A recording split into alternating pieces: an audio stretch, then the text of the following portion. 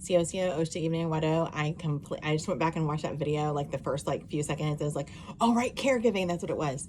Okay, so I've seen some stuff like on caregiving, like coming across my feed, and like for people getting like flack from it and stuff. I'm fixing to tell you right here and right now, I have been a caregiver for my husband who has epilepsy since we got together, right? He is very reluctant about it, and I'm going to tell you there's two types of caregiving.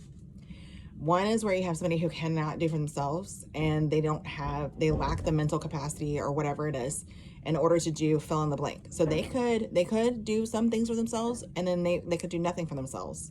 They could be able to voice it, and then they may not voice it, right? Same thing with people who can do for themselves.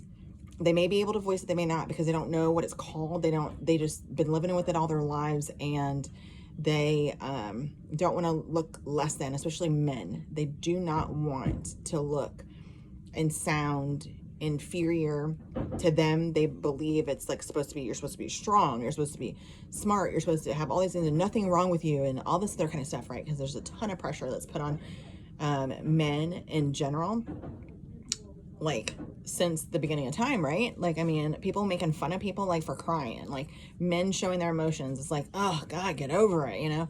And that's when they bottle stuff up, and then they cause all of these other systemic issues within themselves because they don't know how to release it in a way that's not going to have people look down on them in a certain way. So, and then also for women, because you're supposed to be the, like Susie Q homemaker and like juggling all these things and stuff. And so you don't want to show any sign of weakness, because then people may think that you can't, handle life, right? Or handle all of this, whatever it is. And so, they've really just made, they've put a stigma on weakness. They call it a weakness, but it's literally not. It's a strength, because people who are going through all these things, they are very strong to continue to keep going through, right? They may need other avenues to like release that stuff and work through it and everything, but honey, they're holding it down, you know? Like, anyway, trying to talk fast so that I can hurry it up and not get got by like Instagram or like anything that like where it's like, you don't have this many followers, so you can't have this length of a video or whatever. Anyway, but caregivers are like getting tons of flack, and it is the absolute most difficult job besides parenting. It is so hard, especially when you have somebody, like when people can't vocalize what it is, you know, they like literally like lash out. And it doesn't matter if they are verbal, nonverbal, if they are able to function on their own, or if they're not able to function on their own, or if they have a little bit of things they can do for themselves, or they have nothing, right? Or they have a lot of things they can do for themselves. It does not matter, right? Nobody wants to be told what it is that they need to do. I don't care what age it is. You know, it could be a toddler that's like, no, I don't want to take my medicine. I don't care. You know, and it's like, but you'll die if you don't. Like, so what? I'll die. You know what I mean? But all the way up to somebody who has developed a ton of anxiety or whatever it is that's associated with it. On top of that, like you're the referee, you're the doctor, you're the nurse, you're the you know, for those moments, you need to be the maid, you need to be the whatever it is, right? You're the gopher, you're the chauffeur, you're the whatever, right? And nobody sees that until it happens to them. Okay. So let's make you a caregiver. Do you know what I mean?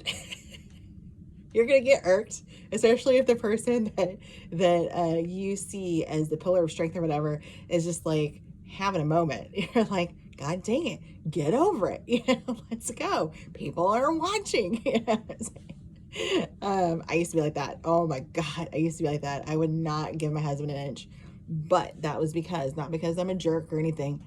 He told me when he had his biggest seizure in 2009, we're in the emergency room, and he looked me dead in the face. Like he was not all with it at the time because it was such a huge seizure, the biggest of his life.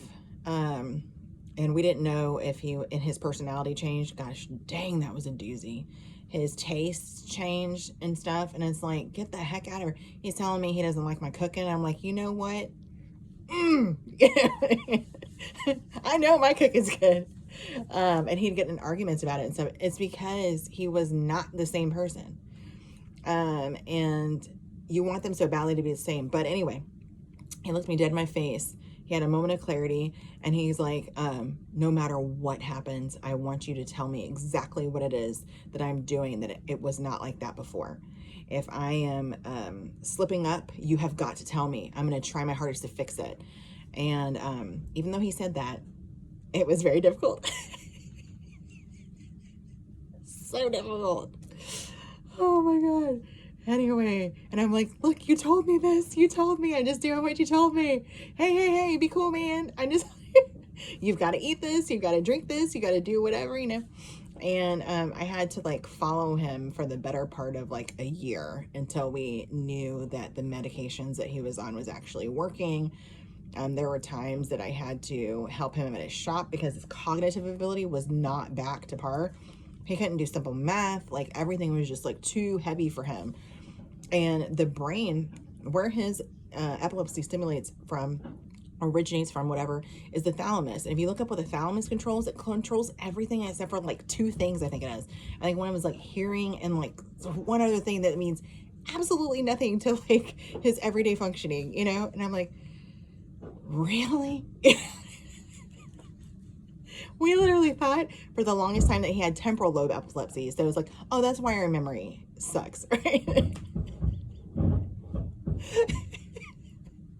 No, his epilepsy is called generalized epilepsy. It means that it originates in the thalamus and it goes lightning fast. Boom! Throughout the entire brain. Everything just gets discombobulated. His whole body freezes up. And that's it. And then when he wakes up, he's like a bull in a china closet. Getting up, walking, I feel like I've got a little bit of food. I ate a salad on the Zoom call. Anyway, I'm at 7 minutes. Dang, I gotta hurry this up. He's like a bull in a china closet. Boom, boom, just walking because the body is in fight or flight mode afterwards. And thank God, because he's 6'2", he's in flight mode, right? I'm a Marine, right? Hey, I'm 5'7". I say 5'7.5" on a good day, but please, I don't want to have to like bring my husband down, right? When he's got like super strength because his body is in that protective mode. But anyway, so caregivers, I love y'all dearly. I can completely relate. I cannot relate on an individual level because I don't have those same experiences, but I can tell you there has got to be a space for caregivers. I try to get with, there was a couple of epilepsy groups. One was in Austin, one was in San Antonio. And I don't know if there was one in like Dallas or whatever, but the Epilepsy Foundation, they have got to get, I don't know if they have it now, but they have got to get something for parents. They had places for children. Like we went to Texas Children's and went to a thing, and there were parents in there with children with epilepsy. And here I am like explaining this stuff, and I'm like, yeah, no, so this is for children, right? And we're like, look, we have nowhere to go. So the lady was like, you know what? She's a nurse, an epilepsy nurse.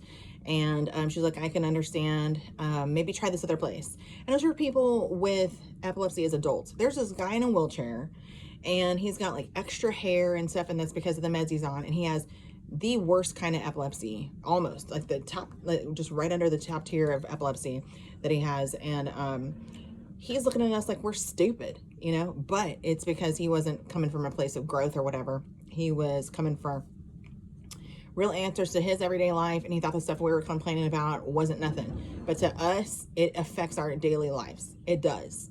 And there just was no help. And I just felt like I was crying every day. I lost myself. I had no self-identity, none. Everything that I used to do, everything I wanted to do, I just did not have the energy for. And my whole world revolved around him. He could not shower or bathe by himself. He had to sit down in the tub. Like, it was taking him everywhere, going to his shop, helping him out with calculations, talking on the phone and everything, just so that everything could keep going smoothly and stuff. Still trying to homeschool my kid. And like, she was just like, it was too much, right? Too much. But yeah. So anyway, be cool to caregivers. offer help in the way that they are comfortable. They will not be comfortable with trying to get care or comfort or whatever for their person, but you need to help them with self-care because that's super important. Now I'm a little over 10 minutes. Don't have to go home, you can get you in a good till we meet again. Love you, mean it.